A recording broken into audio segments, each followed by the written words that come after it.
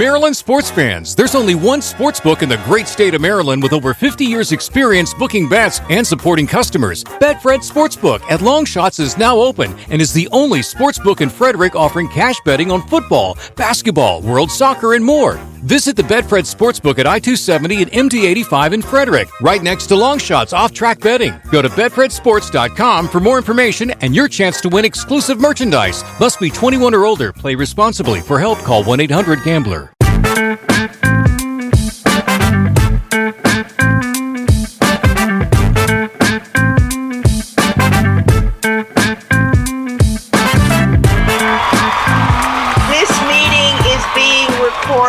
By somebody somewhere that's going to pop up in an ad somewhere randomly on one of my social media. Really? Hi, we heard you're interested in recording meetings. Here's an ad for you. Hey, Courtney, it's 110 degrees out. It sure is. Hey, y'all, it's I'm gonna let you finish. Court and Amy, we're here. We're sweating like motherfuckers in this motherfucker.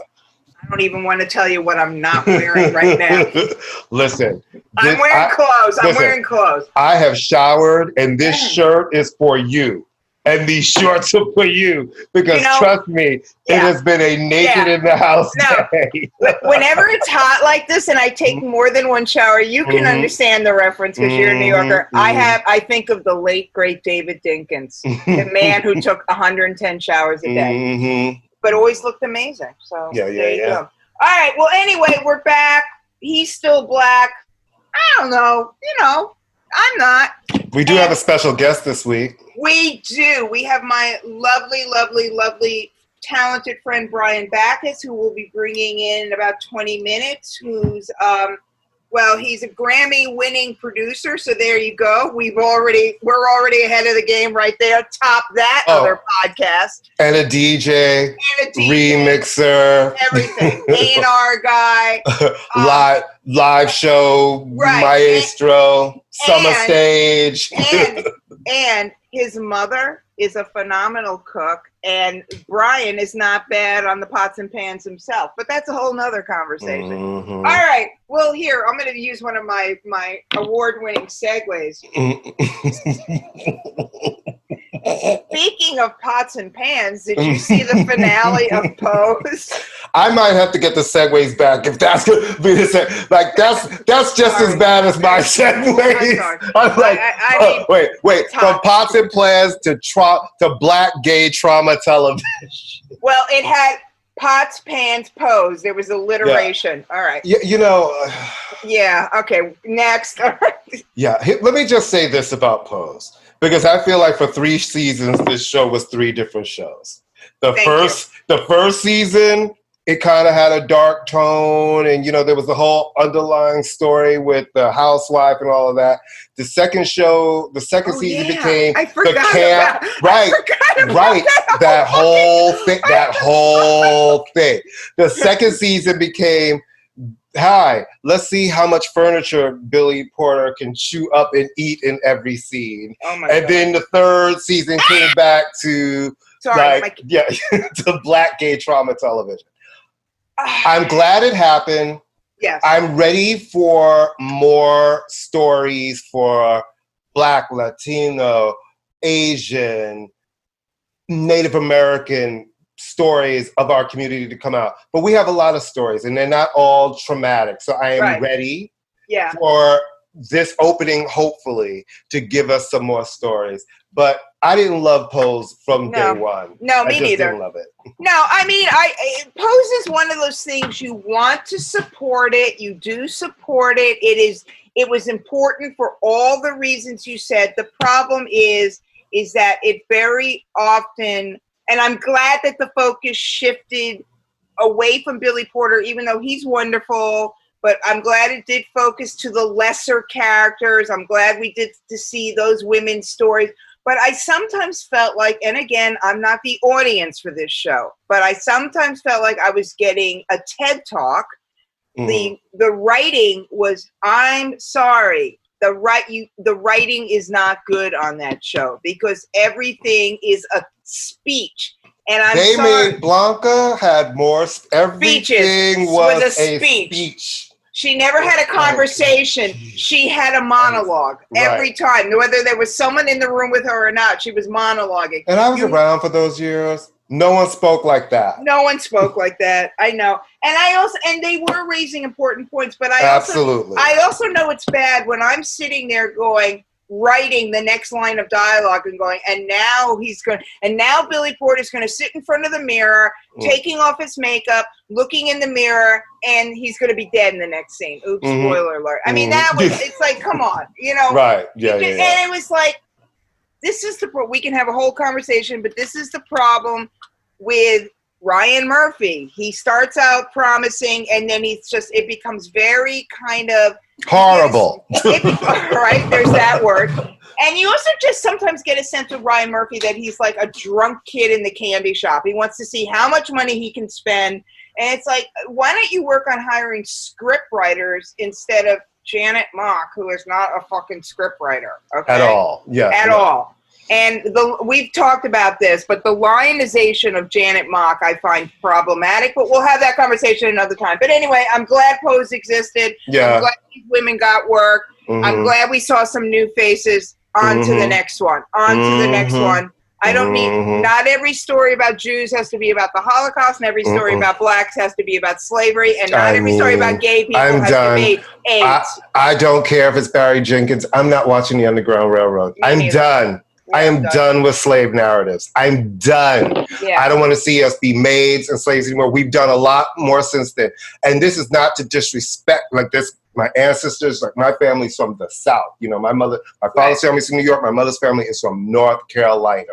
Deep back. That is all of that. But we have a lot of stories to tell. Yeah. And these generations have moved on, and we need these kids to have more hope and to be looking forward and not chained to every story being black trauma. Speaking of black trauma. Now that was a good segment. I was going to say, and speaking of slavery, Mariah Carey has broken free from Jay-Z. Or she said, what? Allegedly. Now, in her statement of, give a little back. What happened. Evidently, there's a rumor came out this weekend. Was it the Mirror? Somebody, the Daily Mail, suspect, tried to say, you know, they had a big blowout. First of all, guys, newsflash: they've known each other for a million years, and I don't think this is the first blowout they've had. No, I can't imagine that. I don't think it's the first blowout they had. But evidently, they're like, she's leaving Rock Nation over the direction of her career, blah, blah, blah, blah, blah, blah, blah, blah, blah, blah. So she puts out a statement after Wendy Williams does her show, basically saying, like, oh, there's the only feud we have, something, heartbreak or whatever. Here's the thing that I say. Who gives a shit? Yeah, well, there's that. Number one, who gives a shit? Who gives a shit? And who gives a shit? And then it's like, oh yeah, who gives a shit? Right. It's like, okay, the two 50-something-year-olds are fighting. Or what? The race to the middle? I don't understand what's happening. Yeah, I don't. I'm like, Mariah Carey, a 50-something-year-old woman is mad about the direction of her career. That she still has a career is phenomenal. She has a huge career. She had a great year. She had a number one album. She had a number one single. She had a top 10 book. I mean, come on, you know? I mean, yeah, it's the Daily Mail, so you have to be suspect. It's anything Murdoch. I don't think it happened. I can't imagine that Jay-Z has enough time in the day to have a fight with Mariah Carey and vice versa. He's too busy giving Robert Kraft a fucking car for some reason. Yeah, whatever. So yeah, that would be fun if it were true, but it's not true. But you know, like Wendy Williams. Except one thing she did not say is, she didn't say I didn't leave Rock Nation. Oh. All right. And to me, I always pay attention to what people don't say. Okay. It's what they don't say. Like, and watch, listen, she switched management a lot. So I can see her being a person who's like, I want something different. Because that seems to be her team. But the fighting part, I don't believe. Yeah, and who cares? Yeah, it's like, who gives a shit? But you know what we do care about? We do care. Our girl, Sinead O'Connor. We do. And I love that I got to see her when she played in New York because she's good friends with Bill. And she almost didn't do the show because she wasn't feeling well. But of course, she was like, my voice, I don't really feel well. I hope you guys can really hang with me. And of course, what did she do? She proceeded to sing the house down. When was this? When was a long time ago? This was, when did she put that last album that had come out and it was the first one in a really long time? It was in the, there was a, it was like 2015, 2014, something around there. She has, that's the thing. I mean, all right, so she is retiring from touring and performing and recording. She said, I'm old and I'm tired. Well, there has been some snarky comments about like, oh, she's already said that, who cares? She has admittedly had a problematic time. She is openly has mental health issues. She's been very open about it. She has had a traumatic life. She's been very open about it. She has been treated very badly by the business and has been open about it. I dare say a man would not have been treated as poorly as she was. Her memoir, I'm dying to read her memoir. I want to read that. I heard it's great. It's on my to-read list. I'm sure it's great. It was 2012. That was when I saw it. All right. 2012. But, you know, she is literally and figuratively a great voice, and she was very important. It's hard for people now to remember what an impact she made, because she really changed the landscape in a lot of ways, and she did it her own way at a time when women really didn't have the freedom to do it their own way like that. I mean, imagine nowadays a woman coming out who's so pretty, who doesn't fem it up and have the long hair is no big deal. That's standard issue, right? But imagine being back then, and they're trying to push her as a pop star. So remember, and they were like, she's so beautiful. You're so beautiful. Why are you making yourself look ugly? Anyway, I wish her all the best, because I think she's a great artist, a beautiful voice, and you know what? She's given us a lot. There's no reason why she shouldn't go out on her own terms. So let her. Absolutely. Listen, the word artist is thrown around a lot. There are a lot of singers. She's an artist. There are a lot of singers. There are a lot of hip hop artists, rappers, I should say. But when I really think of artists, it's people who really lead art first. Yeah. And the one thing I will say, because I follow, I have all her albums, from the gospel stuff to when she did the reggae records. And listen, she's always led art first. So you get my respect 1,000%, because you know that this person is doing it because it's coming out their soul to sing. Right. And with that came, you see a lot of the pain, and you see a lot of the conflict and the trauma, and we were all sort of guilty of snickering in a way. But you know what? She's got that dark kind of thing that's inbred in the Irish, this kind of dark sort of like, I don't know. I always thought a gorgeous voice, and that's all that matters. And I wish her well, because I think she was misunderstood. Absolutely. And I give her credit for a lot of the great stuff she's done. All right. Let's talk a little bit about this Tommy Boy deal. So you want to give them kind of like, because it's interesting. You want to kind of fill in the blanks there. We're going to discuss this also more with Brian when he joins us. Yeah, it's Tommy Boy is, everybody knows is a company, Tom Silverman. And it's really an interesting thing, because we've been watching the fight with De La Soul and their music, which is still not streaming anywhere because of, there were so many issues with samples, I guess, evidently not being clear with that album, that it became illegal. It's mainly the first album. And it became a nightmare. But it also is a bigger story about artists' rights, and when does your music that you produced and written, when does that revert back to you?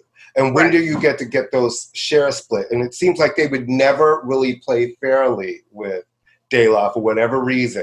But I love that a company headed by Faith Newman, who is a music person who is very, very respected. Nas, Third Base. It's called Reservoir. And they bought the Tommy Boy catalog, which affects some people that I know that have albums that are on Tommy Boy with their clients, and some of them who are like, it's fine, but they're also in the space where their rights are about to revert back to them kind of soon. So that's what I wanted to ask you. Mm-hmm. Are De La so just real fast, Tommy Boy Records was a hugely important independent label, New York-based independent label, Queen Latifah, Naughty by Nature, 808 State. Yeah, they really House were like of hip Pain. hop. They were like underground hip hop, and then they kind of did like electronic underground dance. Right, Digital Underground, who we talked about a while back. RuPaul, Supermodel of the World. Right. Yeah. So, but De La Soul was sort of their premier rap act. It broke really big. Really big.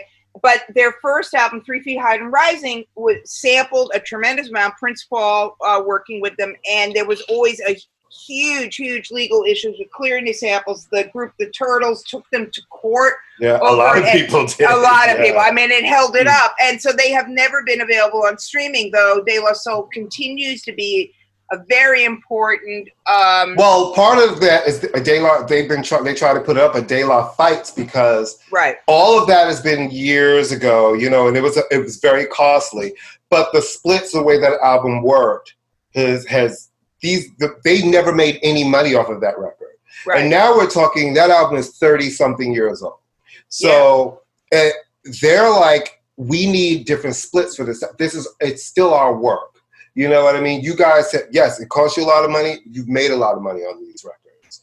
And the fact that the splits were so unfair, the group always fought to block when they were trying. Because remember, recently, Tommy Boy was trying to put the albums online. And people got very vocal, do not stream this work. Right, a lot of people, Questlove was leading that. Yeah, because they were like, it's not approved. We've not made any money. We can't, you know what I mean? So Faith and Reservoir evidently are already in talks with De La. So you know that when you she's got the credibility. She's the perfect person because she is not she's a businesswoman, but she's a music head. So she's coming. It's like we said, this is not a Scooter Braun selling to some nameless, faceless conglomerate that's just going to think about slam these songs in movies, TV, sell me something, give me something, sell it. She's got credibility. But what I wanted to ask you, and then I want to we'll move on. But what I wanted to ask you is the issue with Tommy Boy and streaming, is it only Digital Underground streams? I know that. It's the De La situation. It's just De La. It is specific to them. You can find RuPaul, you can find Queen Latifah. Everything.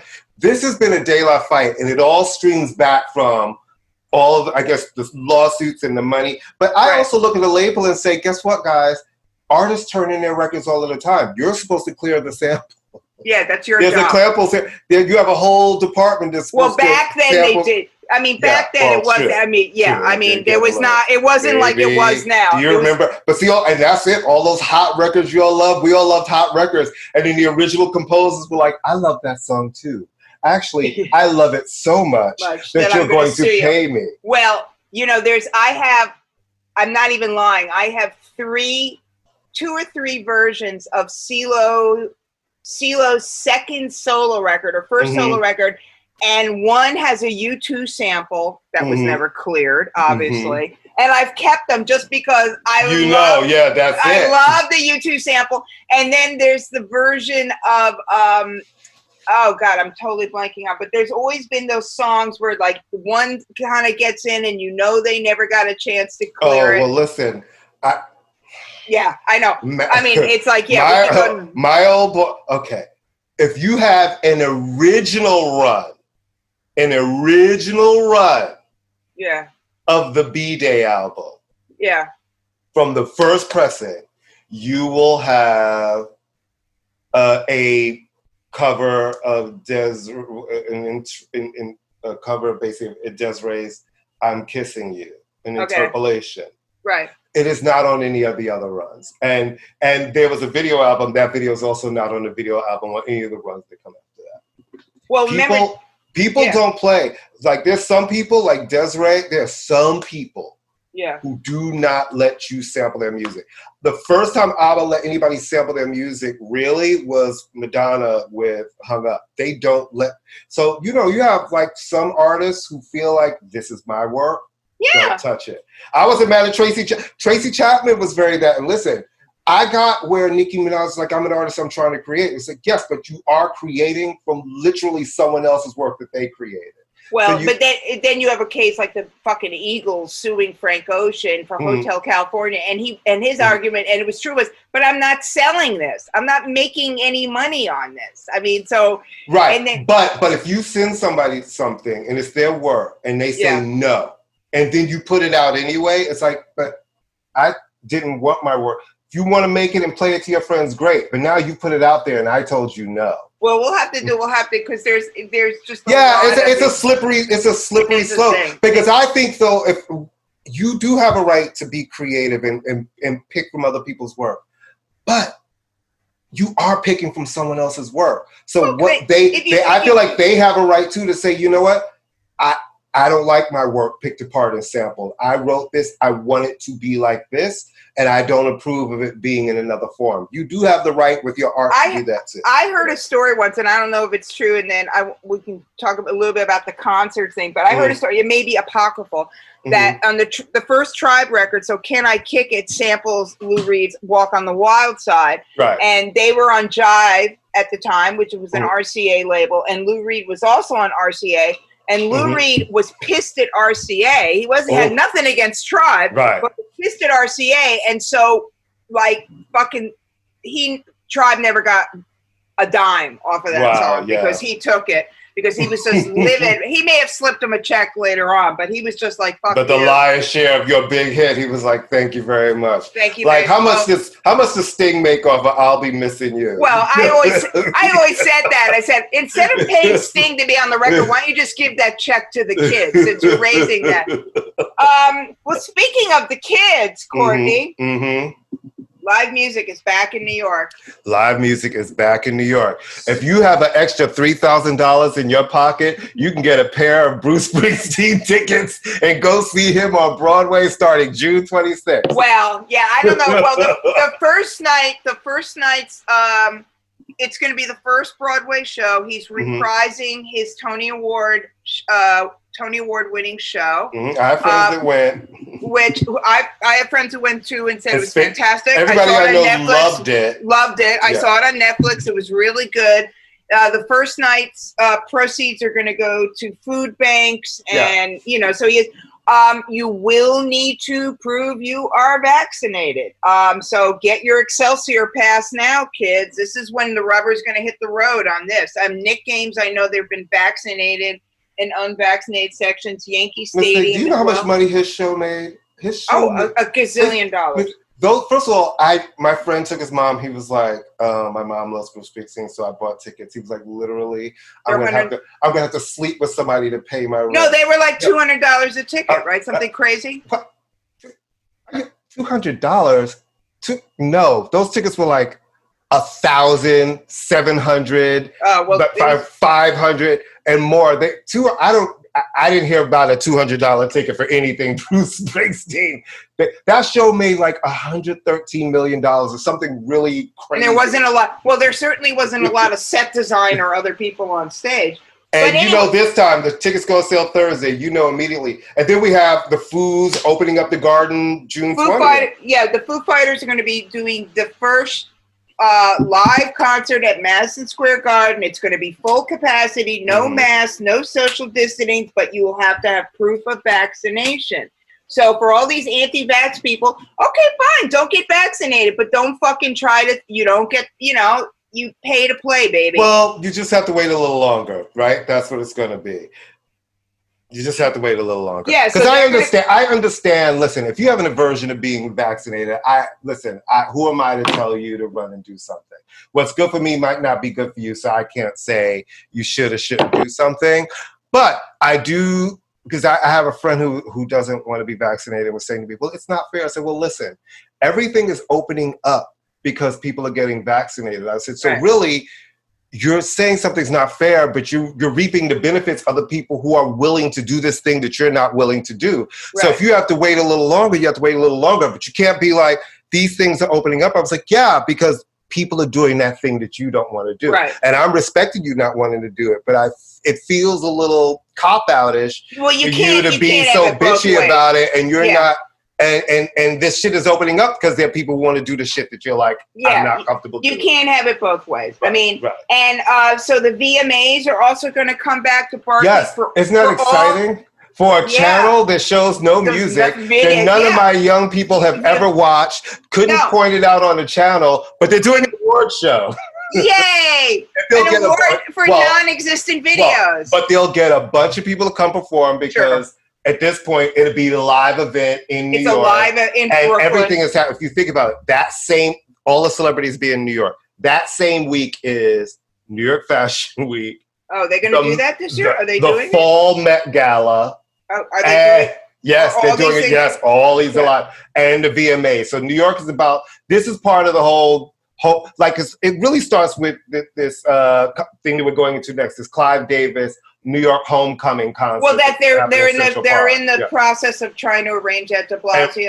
And right now they said August 26th looks like right, the Great Lawn to have a concert, which is always where the iconic great shows are. Yeah. But you know, when we have a super spreader event, our super spreader events are fucking cool. Because they come with outfits. There's going to be wind.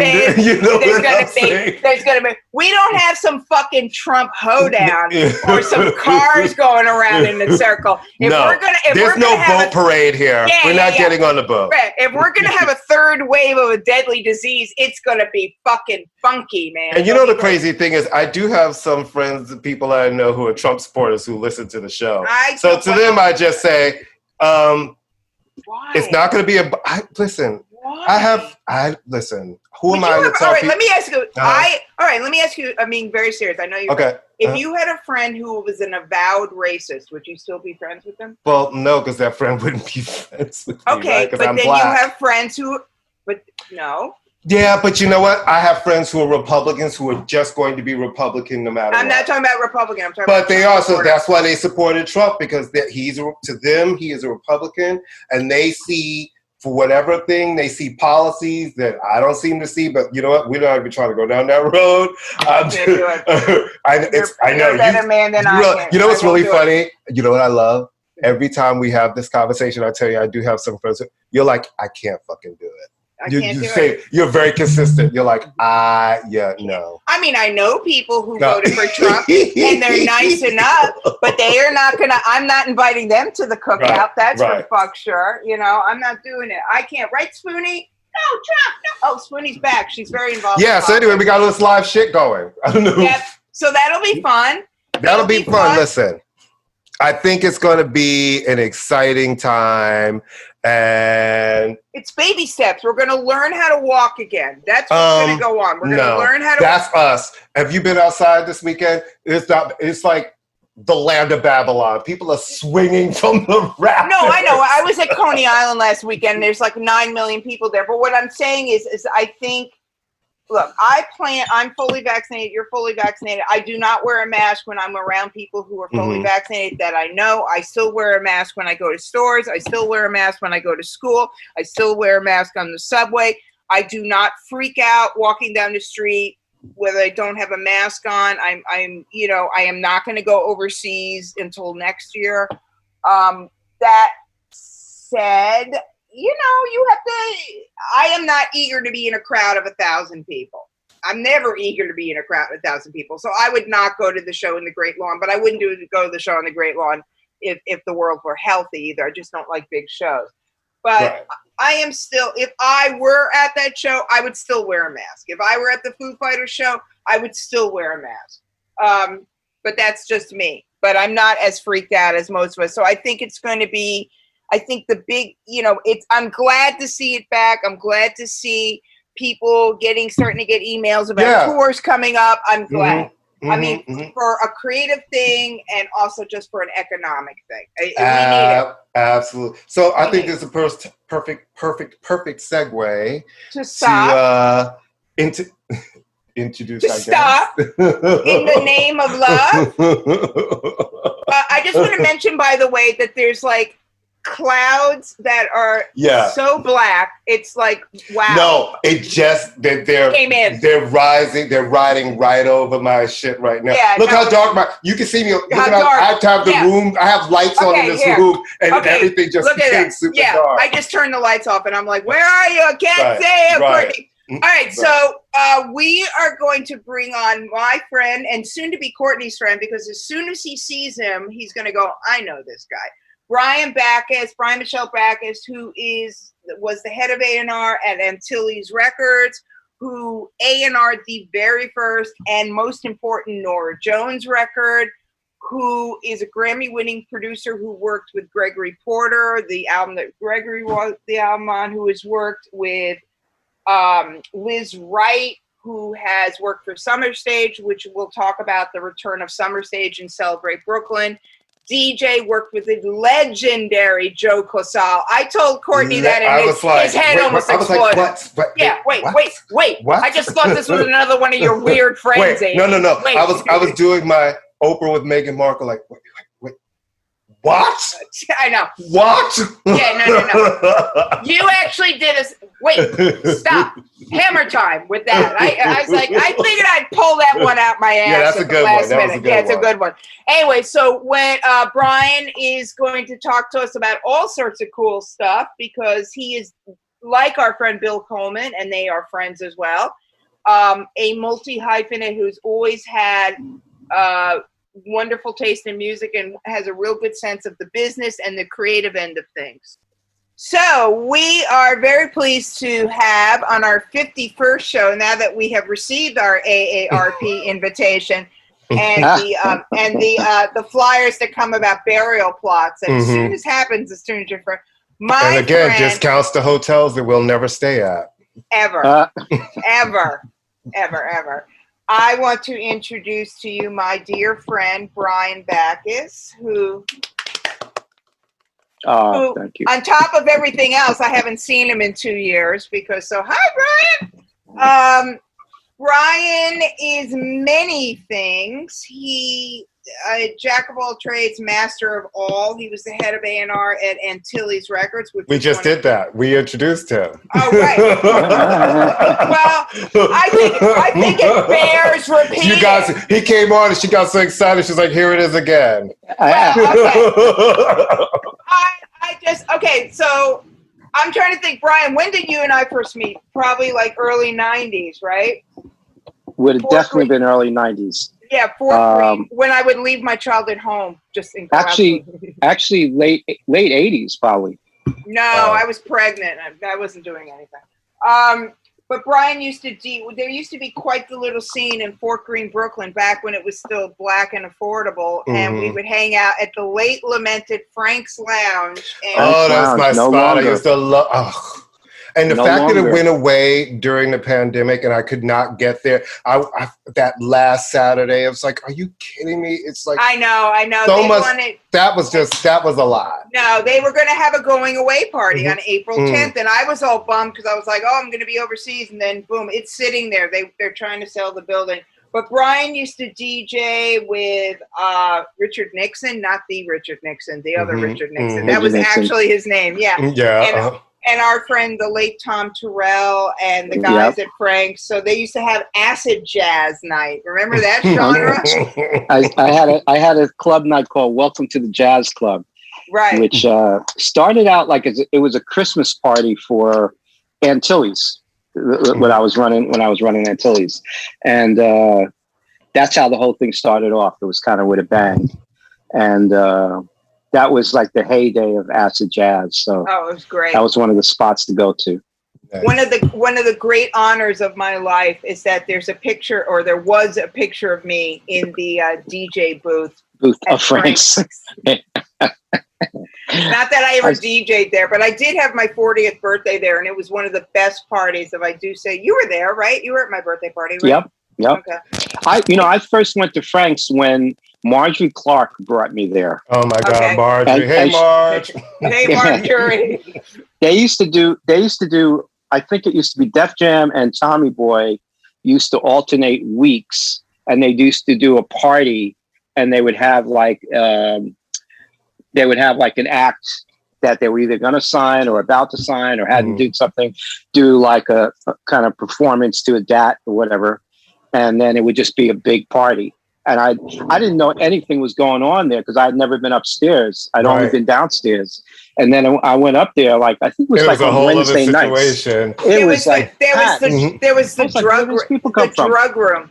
No, you don't know how much. Yeah, but you know what? For me, I danced to so much house music on that second floor at Frank's, man. Right. The floor used to bounce too. So, literally so many nights. No, it was a great scene.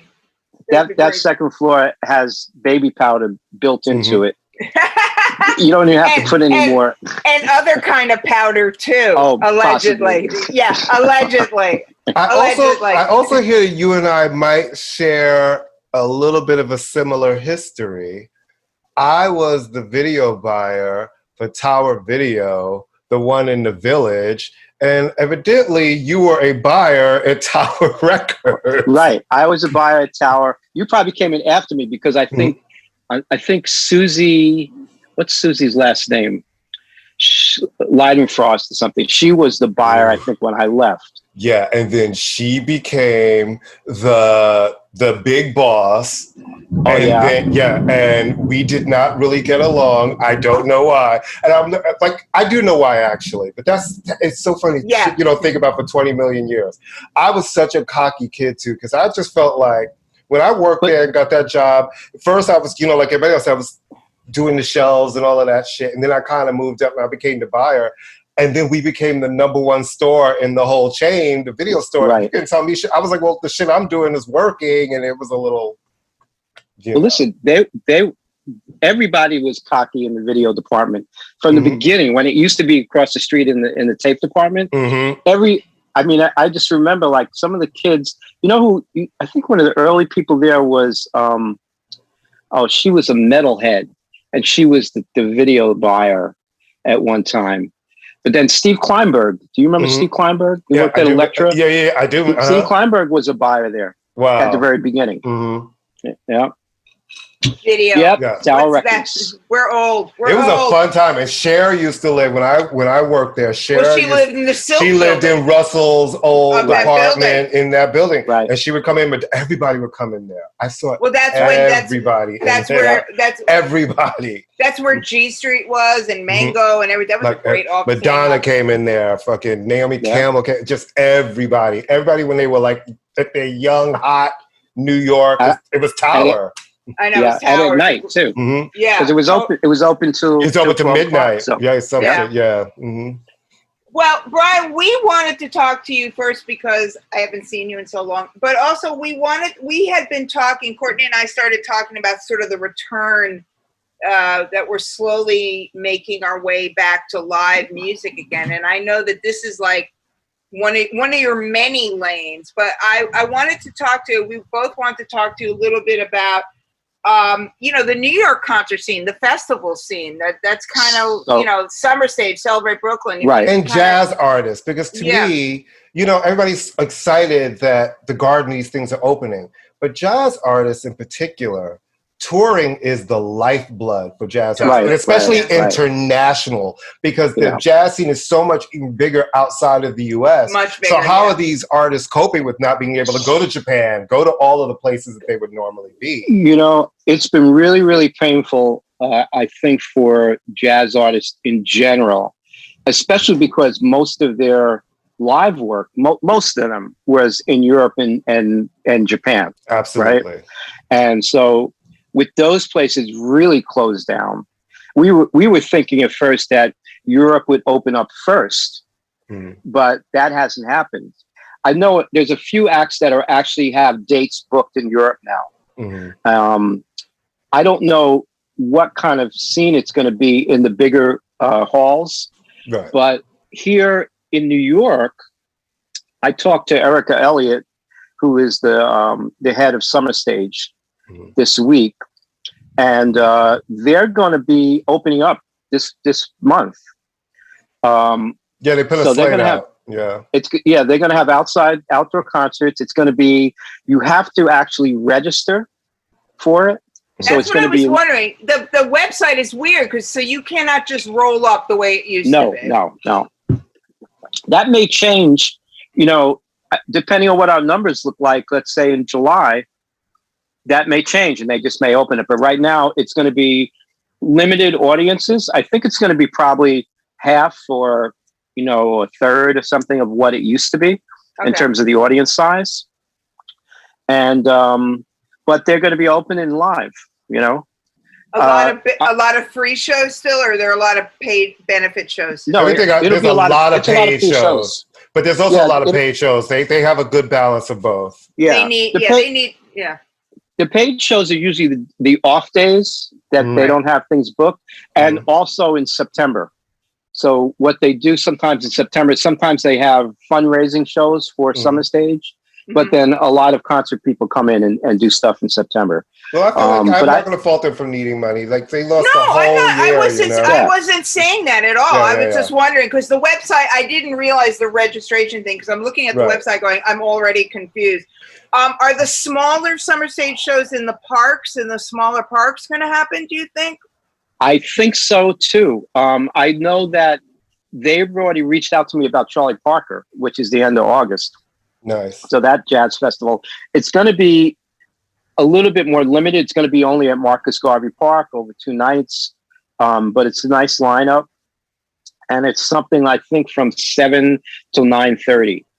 Okay. At night. I love those parties. And Marcus, that's right. I've seen show. I love that stage in Marcus. It's beautiful. And listen, I've seen some great shows, right? I saw a play there. It was absolutely beautiful. I saw Roy Ayers there a couple of summers ago, and he turned it out. It was amazing. Yeah. You know what I wanted to ask is that so there's literally like lightning bolts like out of a cartoon going on outside of my house. So here too. part of the thing, obviously, with touring is that you just don't wake up one day and like, I'm going to play a show. You have to book it. And the international acts in particular, it's, getting visas and getting everybody over.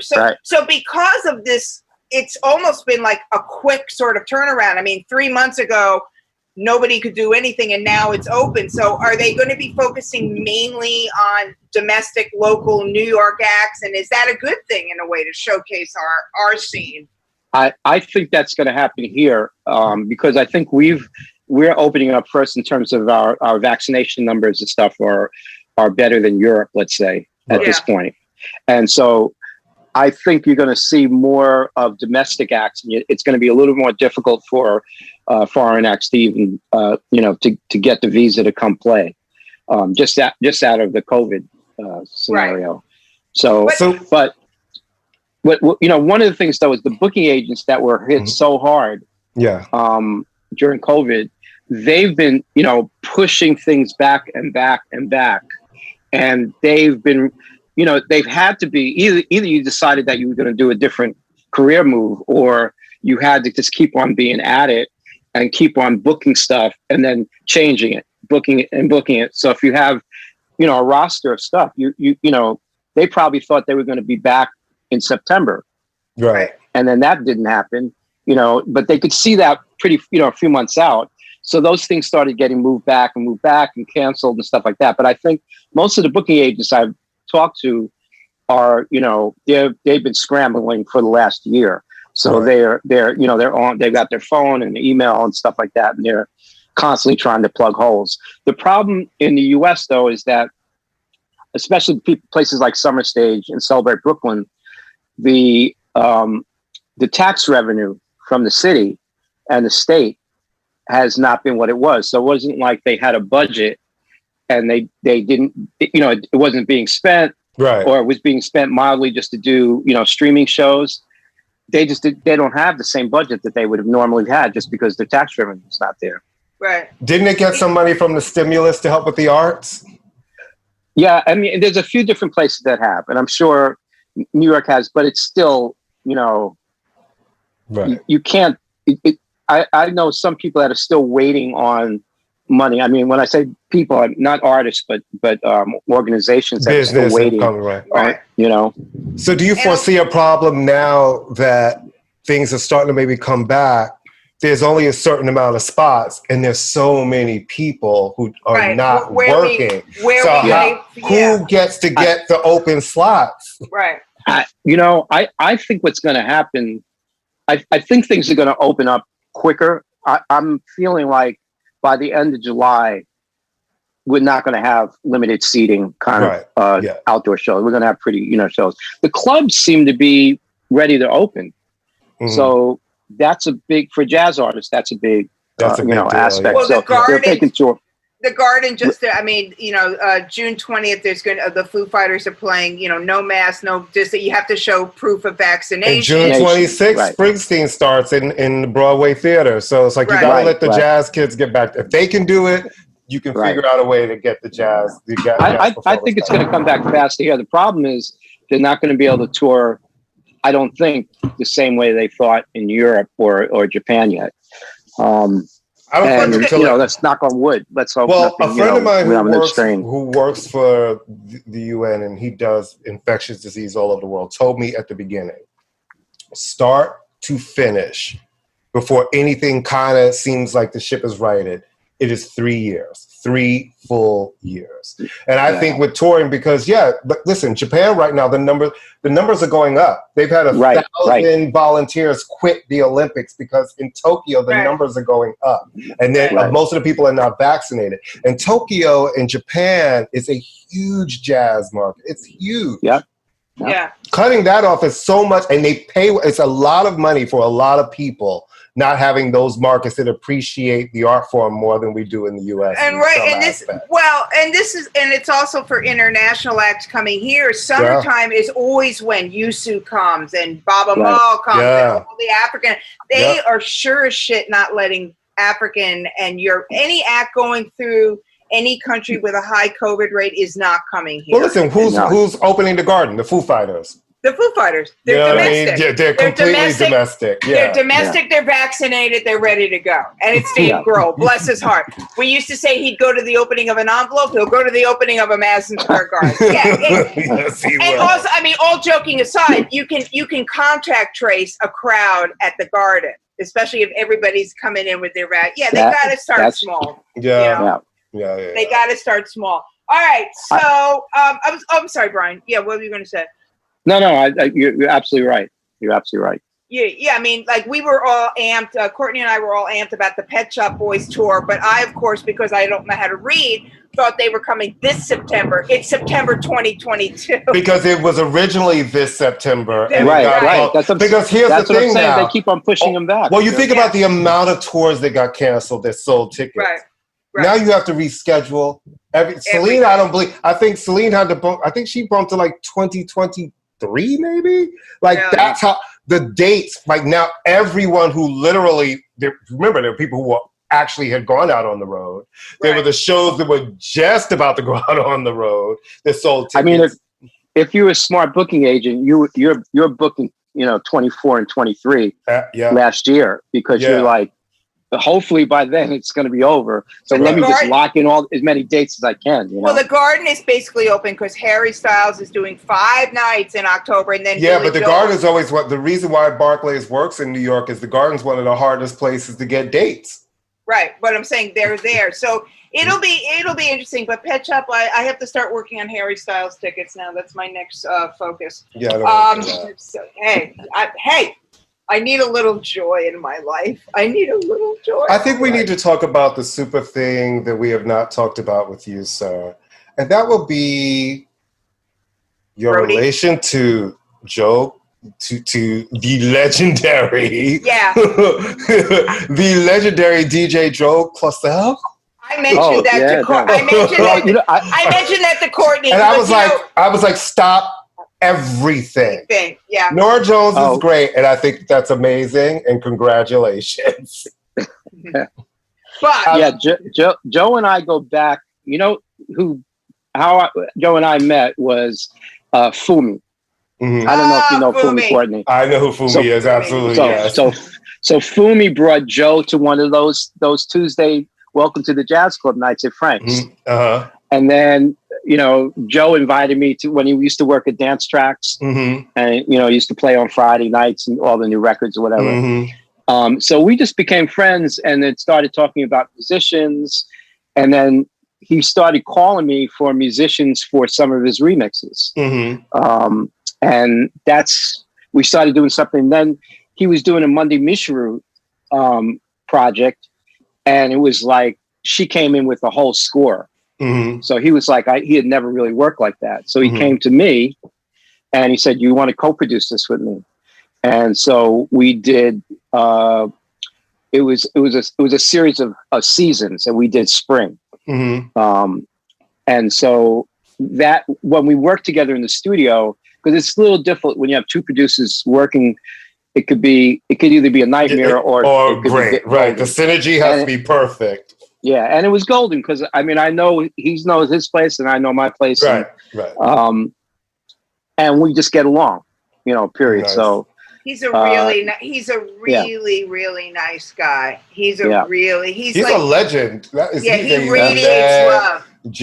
So listen, when I was leaving Blue Note, he came to me and he said, listen, we should do something, because he wanted to do some stuff that wasn't part of the dance, the straight up house thing. And we were always looking for like tracks like that. So, because I was at Blue Note, I had a remix to Sandra Wilson. I had a remix Ronnie Jordan.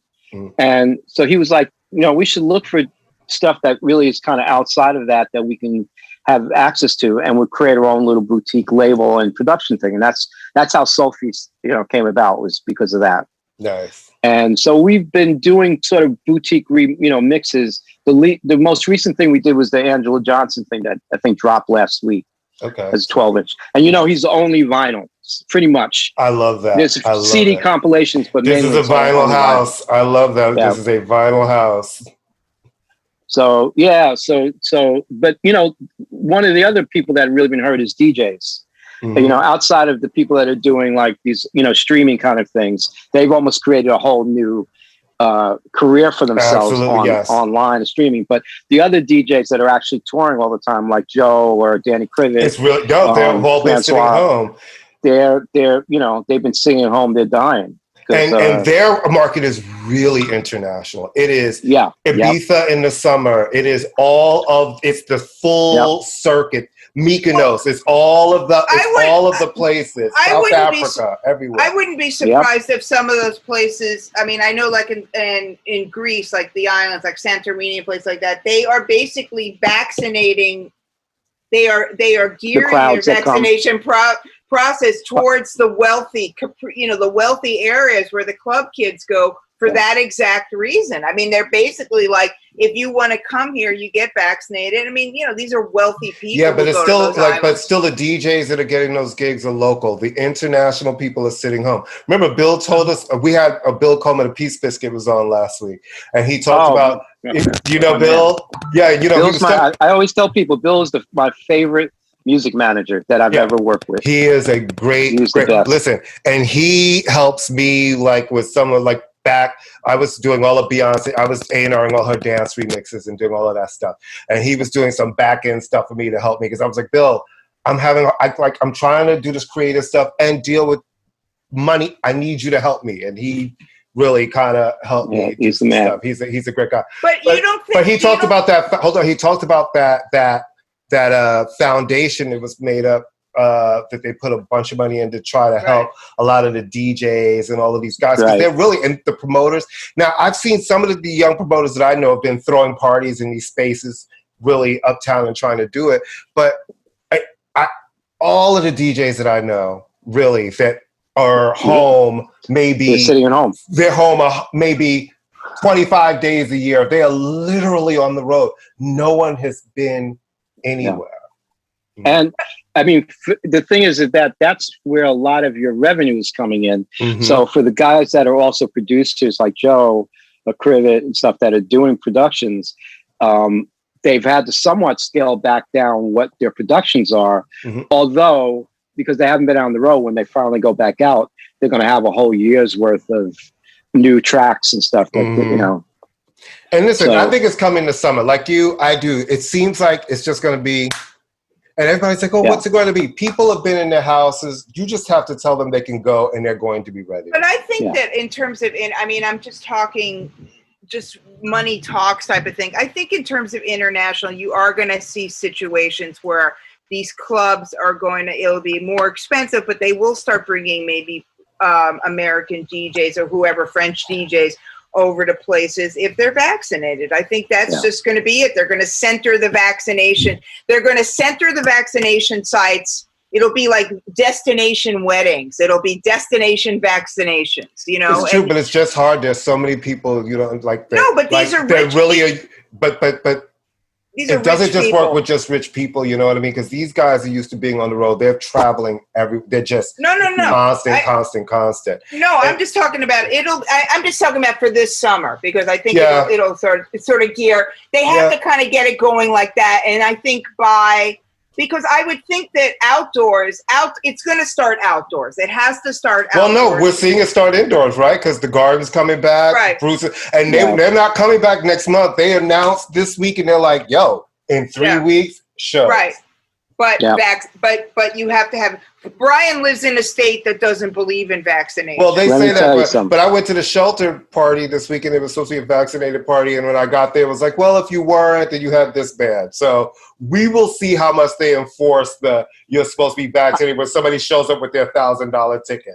I think indoor. Right. I honestly think indoors they're gonna do it. It's a you know what I mean? Like legal, not to get all crazy, but there's a huge difference. You're gonna have to sign a liability thing. Just everybody, because Florida, your governor doesn't believe in COVID. So you know. No, I mean, Florida hasn't. It's been bad because Florida is just a bizarre place anyway. But the counties and the city executives have really been on the case in terms of getting vaccinations and stuff like that. So it hasn't been that bad. It's just that the head of the state is just a complete ass. I mean, he's insane. He's insane. He's a complete ass. He's running for president. Yeah. That's what's happening. He's getting ready. We talked a little bit, Brian, because you sent me about. We talked a little bit about the Tommy Boy, the whole Tommy Boy deal, and I just was wondering, just what your take on it, but just also what you think about ownership. I mean, we've talked a lot about this whole idea of artists with ownership, and just what you're with the De La. Yeah, the De La thing. So I think that I mean, they sort of intimated, or they didn't get into it too deeply, that they were also talking to their conversations were happening, to De La, right?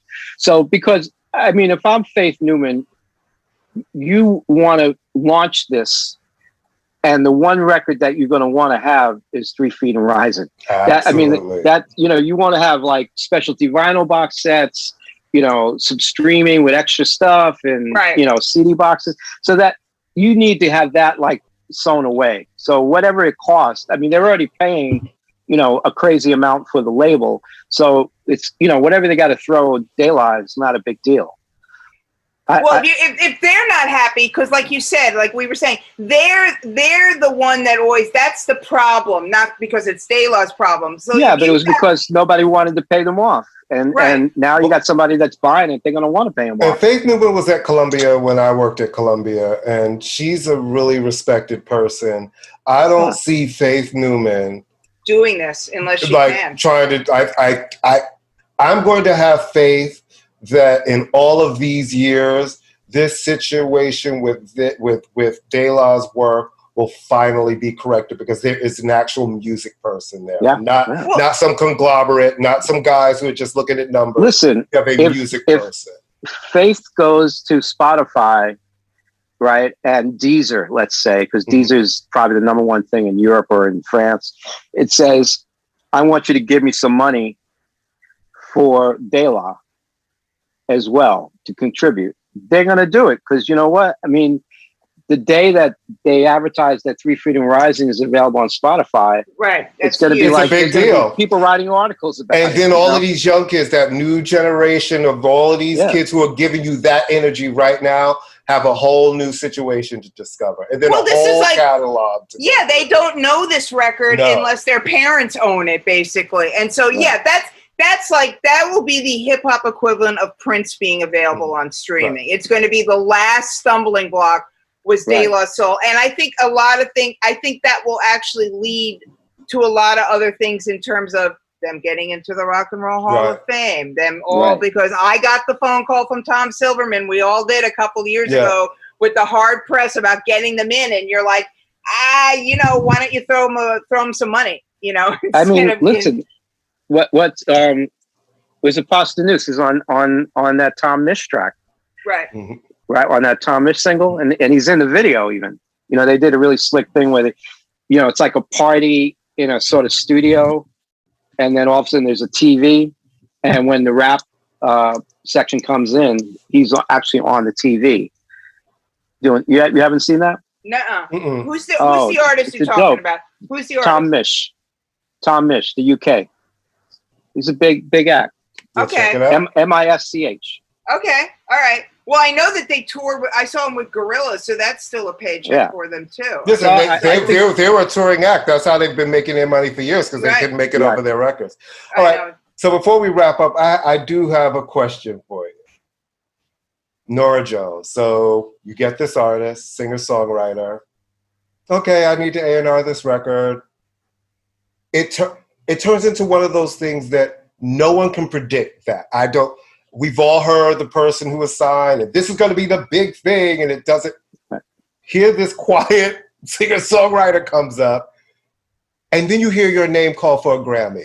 No, not for that. For Gregory Porter. Oh, I got for Gregory Porter. You got for both? Did you? Yeah. No, I was there when she got, but I wasn't because I was you got your Grammy for Grammy. So you do this record, it explodes everywhere. What are you saying when it starts to take off? Because I know it debuted kind of low and really sort of built. Yeah, it was a strange record because, I believed in her, and we were at Blue Note, so I had gone to see her. And she was doing like jazz standards with a trio, more or less. This was at the very beginning, and then she hooked up with what's his name, Jesse, who was a singer-songwriter, was signed to Sony ATV, and he was slick. He had her do his demos. So she was the voice on his demos. And then he started going out on the road, touring with her around town, especially. And he barely sang. He just had her sing. It was all his music, but she did the singing. So she really got into the whole singer-songwriter thing then. And things started to change. And, we were fighting for her with Atlantic, who was trying to sign her as well. Because she was singing with the band Wax Poetic. Got it. She was like the voice there. So I suggested that we do a demo deal and kind of lock her up. Shell White was her manager at the time. And we went in for like 2 days as Sorcerer Sound. I brought Jay Newland in. And basically, the record that you heard is what was sort of the demos, was the basis of the demos. Wow. And so we did that. And then she wanted to be able to sell, while she was going to make her record, she wanted to be able to sell some of the tracks. So we made a 6-track sampler. And she went out on the road and she was able to sell that. And what happened was some of these stations like KCRW, FUV, New York, DT, stations like that, they locked onto that sampler. And they started playing it. So by the time the record came out, all these sort of alternative AAA stations were rocking this sampler before the record. So when the record finally came out, the record was a reworking of, we did 13 tracks in those 2 days. And we pared it down. Arif Martin was the producer for it. He went back and what happened was Craig Street originally did the thing, but we ended up just getting rid of that whole project because it was sort of like this alternative thing. And in the end, she didn't like it. And so we went back, and Arif just went back to the original demos, and he said, I'm just going to take these and I'm going to work from here and polish them up. And that's what he did. And so when that came on, a lot of the stations, like, they did a video, but, Norah, she still hates videos. She believes like you should play live, and a video is nothing like a live thing. So they did the video, and MTV didn't want to play it. VH1 didn't want to play it.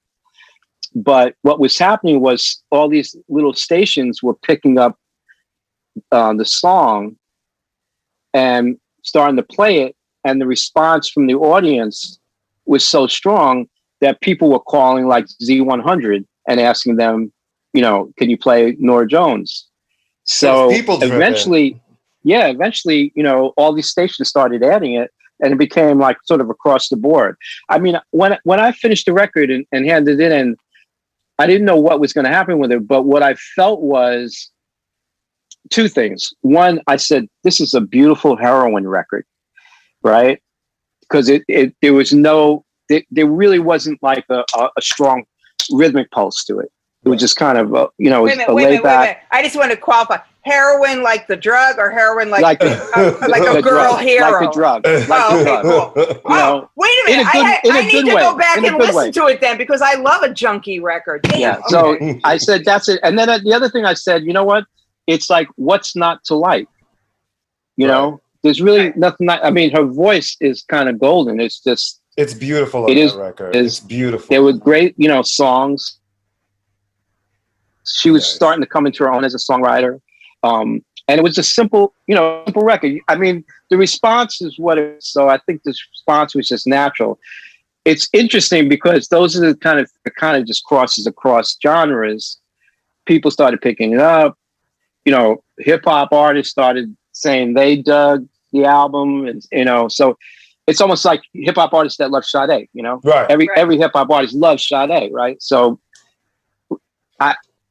and her work with Q-Tip is really good too. The stuff she did on the Renaissance record, her stuff with Q-Tip is fantastic. Well, she has a soothing voice. You know what I mean? Yeah. She has one of those voices that's just. It's got it's young too, and she's got this huskiness to her. Yeah. I tell you, during COVID, she was basically sitting in her home at the piano or sometimes on guitar and just like playing songs. She would play like 2 songs and just get an audience, and then she would have like a charity for people to donate to. Nice. And the amount of stuff that she did there, I told her, I said, you should release all this, release it as a DVD or release it as a CD. She's still in Brooklyn. Is she still in Brooklyn? Does she still live in Brooklyn? She's still in Brooklyn. I don't know if she's going to move. She's in what's the neighborhood by like Baltic and Carroll Garden. She's like Carroll over there, right? Yeah. Can I tell you my really short? Oh, I'm sorry. Finish. I want to tell you my funny Norah Jones story real quick. Oh no, I mean that's it. I mean, I was shocked that I think the record came out in February.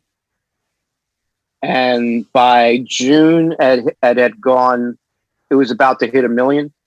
Yeah. So, I mean, it was just like taking off at that point. And it was when people still bought records back then. I mean, it appealed to an audience that did not stream. Older people don't stream. It appealed to everybody. That's why it was so big. Yeah. That was just one of the young people. Her voice, that time, those songs. It was like the perfect story. It just gelled with everybody. I wonder what the numbers are now, because I wrote something for Gary Harris, remember, for his blog. He asked me to write about it, and I wrote about it. Yeah. And at that time, that record had sold over 30 million worldwide. So I was sort of like, well, now I don't know how you measure it, because most of the people are streaming, and they're not buying CDs. It's used CDs, if anything. Mm-hmm. Probably there's people that are buying vinyl now again, but it's mainly going to be streaming. And I just wonder what the streaming is like on something like that. Well, her the backstory also helps sell it too. I mean, she's got a really unique backstory. Yeah. I mean, and she's genuine. She's, she really is who she is. Yeah. She's not into being in the limelight. She's not that kind of thing, So. Well, I was going to tell it's a really goofy story, but I went to see Mavis Staples a whole bunch of years ago at the Bell House. I have a long history with Mavis. I interviewed her 1 million times. I love her dearly. So Mavis is up on stage and she goes, "We have a couple of really old friends here tonight. We got a couple of really dear friends." And she said, "We have Norah Jones here." And she starts singing a Norah Jones song, right? And then she goes, "And then we have a dear friend of ours, this wonderful writer, Amy Linden." And everybody kind of looks, and Bill Braken says, "Norah Jones just opened up for you."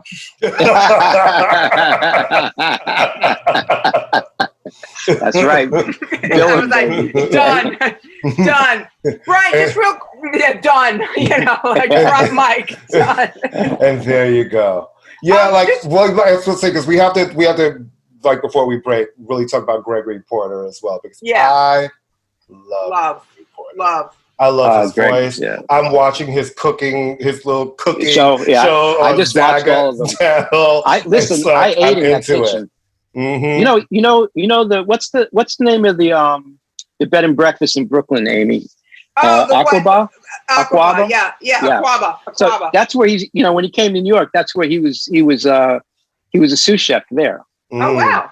Because his brother was also working there. And then when his brother opened up Bread Sty, right, the cafe, he made soup all the time. That was his big thing. But yeah, I've eaten in that kitchen in Bakersfield. He was a smart guy. He went and bought this huge place at the end of a dead end block, total privacy. Nice. Swimming pool.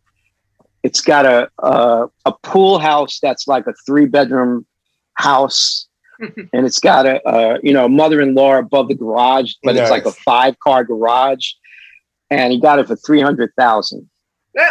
Well, it's Bakersfield. Bakersfield, yeah. Yeah, but guess what? Great place to raise his That's where family. he's from. And And great musical town too. Come on, man. great place to raise your family, raise your kids, do your thing, go out on tour, and come home and have a real life. Yeah. So he bought a hotel there too. He's hoping that the light rail from LA right That's happens. smart. Yeah. It's gonna happen. Listen, all of these things are gonna happen. It's all people. So many people are moving out there, and they need transportation, and traffic is terrible. You're right. Well, not if we don't get an infrastructure bill. But I digress. Well, Brian, thank you so much for coming and chatting with us and rocking with us. Thank you Pleasure. so much. It's been a pleasure to see you. You know, and I love this podcast, guys. Thank you so much. It's one of my favorite music and just culture ones. Thank you. Brian has a wonderful, wonderful website, Soul Feast Arts, and you've been supportive of us. We appreciate it so much because he's lets us post on his website. Did you work on that Somi record? Because I love that Somi record. I did. Which one? African Village? Yes, African Village. That's a Soul Feast mix. You guys need to. It's from. See, that was Somi, one of the things it is where so we were good. looking It is for a beat. artists. It's a mood. It's a feeling. It's a full situation. Everything. It's everything. Okay.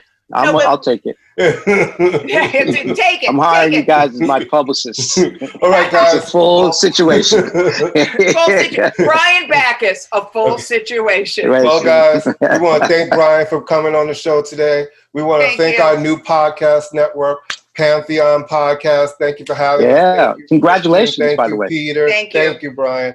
You guys know where to find us. Now we're everywhere. We're on Deezer. We're on iHeart. We're on Pandora's main feed, which goes through the Pantheon Podcast main feed. We are Spotify, Apple. I don't even know. We're everywhere. Everywhere you listen to a podcast, we are. We're there. Thanks for rocking with us. We appreciate you. We love you. We'll see Stay you safe, soon. everybody. Take All right. care. Bye-bye. See you in New York. Bye, Brian.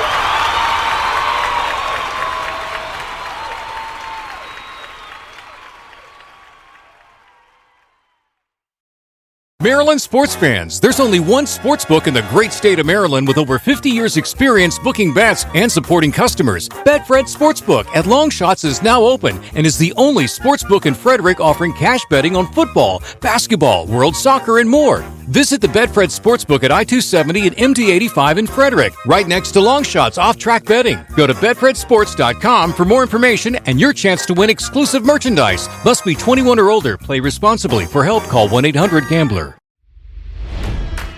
It's NFL draft season, and that means it's time to start thinking about fantasy football.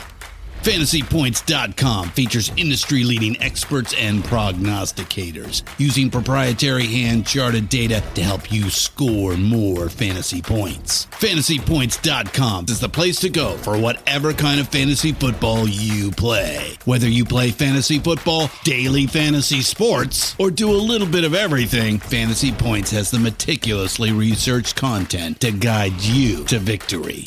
And why wait for the fall? Fantasy Points also covers the new spring football league, the UFL. Join the guru, John Hansen, Scott Barrett, Joe Dolan, and other massive names in the fantasy football universe with an exclusive offer. Use code Pantheon for 15% off any Fantasy Points package, including the all-in package, with access to every article, tool, and data nugget that Fantasy Points has to offer. That's fantasypoints.com and code Pantheon for 15% off at Fantasy Points. Fantasypoints.com, code Pantheon. Score more fantasy points.